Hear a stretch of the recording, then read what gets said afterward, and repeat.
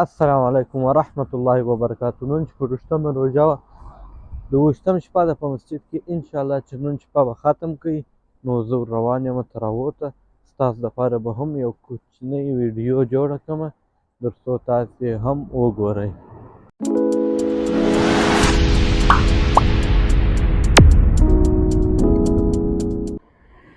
نن ټوله ورځ په کور کې وم، یوازې ومه، شیخ نه و، نو په دا وجه زه هم د کوره نه یم راوتلی. اوس راووتم د روژه مات بعده او مسجد ته ځمه. لاره اوږده ده، د بس لاره ده او زه په پښو ځمه په خاطر د دې چې یو څه قدم وهنه به وکړم. روژه مات مو کړی دی، یو څه ډوډۍ به مو هم هضم شي، نو په دا خاطر پښو باندې روان یم. د پښو تقریبا د یو ۴۵ دقیقو لاره ده، ۳ پاوه. جامه په ساوتال کې ده. په ساوتال کې اکثریت افغانان، سیکان د هندوستان ده او پاکستانیان دي. دا علاقه کې دا کورونه ستاسو وینئ، دا بازار کې دا ټوله د سیکانو، پاکستانیانو، افغانانو دي. دلته انګریز په قول چې دلته زه راغلی یم، د دې ځای د اوسېدونکي وایي انګریز پخوا و، اوس نشته، اوس یې دا علاقه دوی ته ورپرېښې ده. نو غټ مسجد دلې جوړ شوی دی، تقریبا 5 منزله مسجد دی. ورنږدې یو، تاسو به په دا عکس کې وینئ چې ما درته ښکاره کړې. غټ مسجد دی، ښایسته مسجد دی، په ډېرو پیسو باندې جوړ شوی دی، ښایسته تراویح ورکوي. نو ورنږدې یو، راځئ چې درته ښکاره یې کړم. دا ساوتال ته راورسېدلم، مسجد اخوا ته یو څه پر فاصله باندې دی. پرون دلته افغانانو دپاره یو روژه مات تیار شوی و، یو ایونټ و. په دې روژه مات کې د افغانستان د یوټیوب مشهورو خلکو سحرو کار کړی و، لکه رحمت الله نوروز، عبیدالله حسام.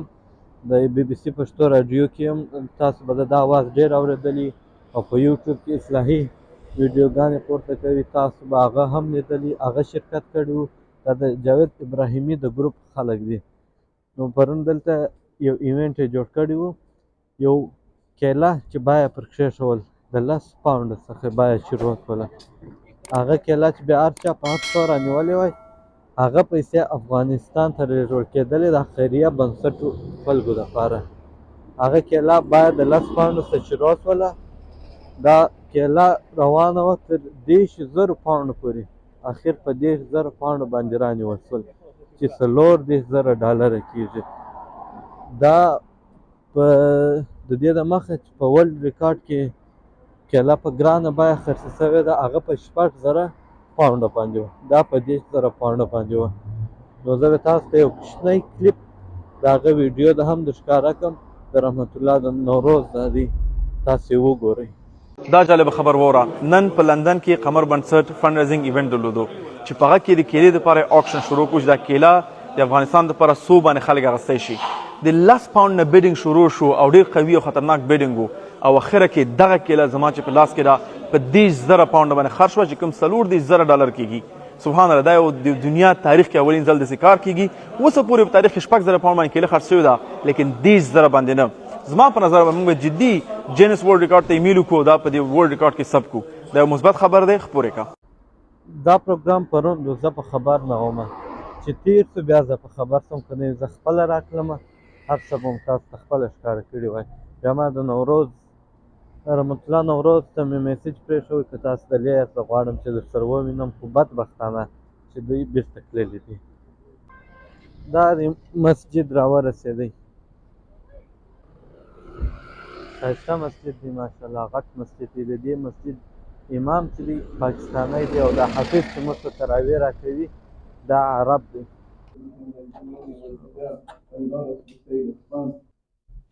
بیخي ډېر خلک راغلي وو، ځای نه و چې لمونځ مو کړو، د باندې ولاړو ورته. الرحمن الرحيم مالك يوم الدين إياك نعبد وإياك نستعين. I work hard for my business and my success, all of this. What are you talking about? The age is that تراویح ختمې شولې راووتلم چې څنګه سوچ زما و هغسې نه وې.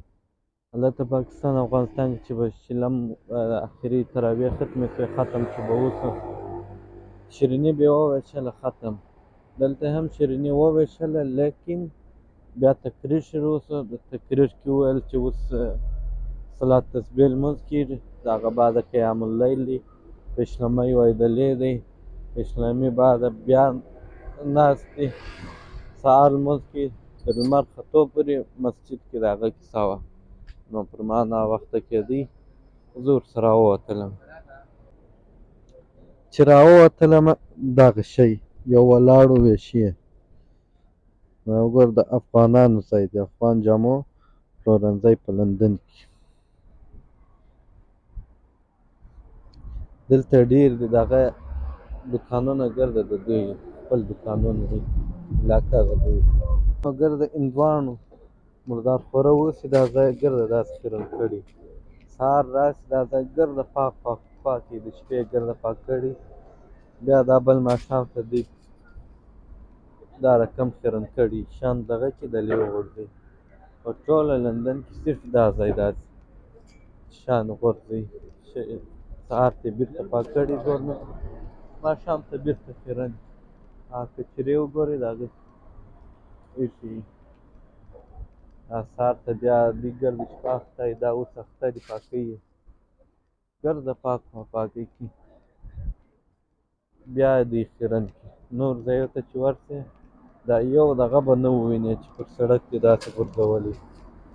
دوی وګوره هغه خپل طبیعت د لیم ورسره ځي.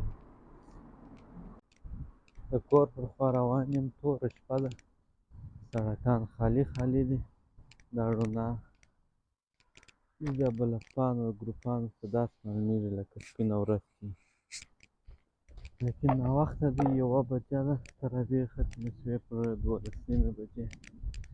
نو اوس روان یم کور ته. دا نه دوکان خلاص دی، هغه هم په بندېدو دی، یو شی به ورته راواخلو، تږي یم، وبه ګورو چې څه شی لري.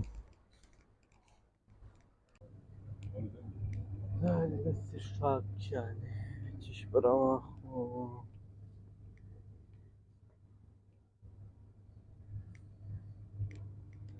څه شی به راواخلم.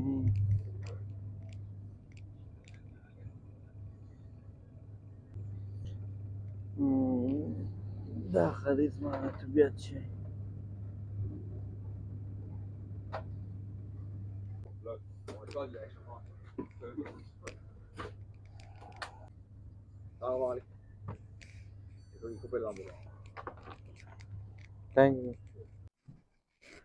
نو دا زما د نن ورځې یو کوچنی ویډیو، یو کوچنی ولاګ.